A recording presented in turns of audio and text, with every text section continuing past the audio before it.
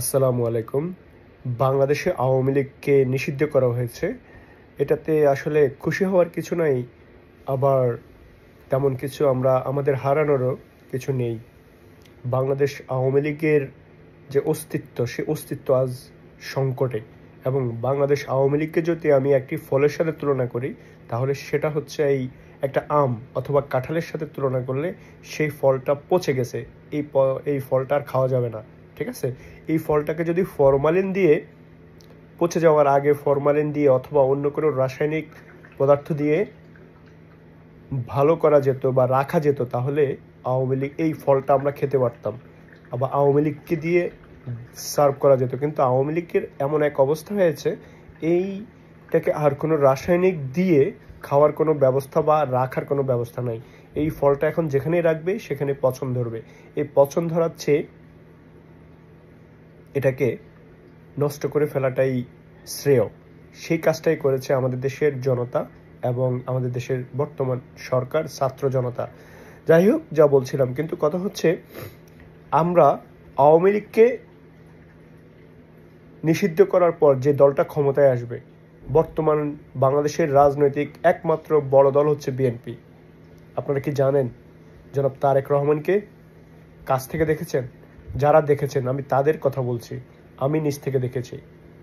তারেক রহমান হবেন বাংলাদেশের আরো বড় স্বৈরাচার। আপনারা তো শেখ হাসিনার পেছনে কথা বলতে পেরেছেন, সামনে না। সোশ্যাল মিডিয়ায় কথা বলতে পেরেছেন, পরবর্তীতে সোশ্যাল মিডিয়ায় কথা বলতে দেওয়া হয়নি। জনাব তারেক রহমানের পেছনে কথা বলা যাবে না, সোশ্যাল মিডিয়া থাক দূরে। ইয়াস, তিনি এমন একজন আমাদের ভবিষ্যতের কর্ণধার। এই লন্ডনে কি এক ভাইয়ের ভয় সারা লন্ডন শহরে, যেখানে রাজনীতি নিয়ে কথা বললে বিএনপির প্রত্যেকটা কর্মীকে জিজ্ঞেস করলে বলা যাবে এই ভাইয়ের ভয় কোথায়। কথা বলে না তারা। এখানে ভয়, এখানে ভয়। মনে হয় এই ভাই নিয়ে কথা বললে কেউ এসে কলিজাটা এমনি করে তুলে নিয়ে যাবে। তিনি হবেন আমাদের জাতির কর্ণধার ভবিষ্যতের। সো আপনারা সাবধান থাকবেন। বাংলাদেশের একটি দল নয়, একটি মানুষ নয়, কারো বাবার দেশ, কারো স্বামীর দেশ, কারো নিজের দেশ, পুত্রের দেশ, এগুলো থেকে বেরিয়ে আসতে হবে। এগুলোতে এসে যারা সত্যিকারের দেশ প্রেমিক, যারা সত্যিকারের দেশকে ভালোবাসে, তাদের কাছে আমাদের দেশকে তুলে দিতে হবে। এক প্রজন্ম খারাপ থাকবে, পরবর্তী শত প্রজন্ম ভালো থাকবে।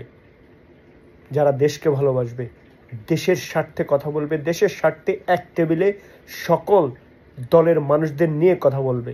আর নয় স্বৈরাচার, আর নয় স্বৈরাচারীর কোনো সরকার, কোনো বড় ভাই, কোনো ছোট ভাই, কোনো বাবার, কোনো কন্যার অথবা কোনো স্ত্রী আমাদের দেশে আর প্রয়োজন নাই। আমরা আমাদের দেশে চাই শুধুমাত্র বাংলাদেশি। ধন্যবাদ।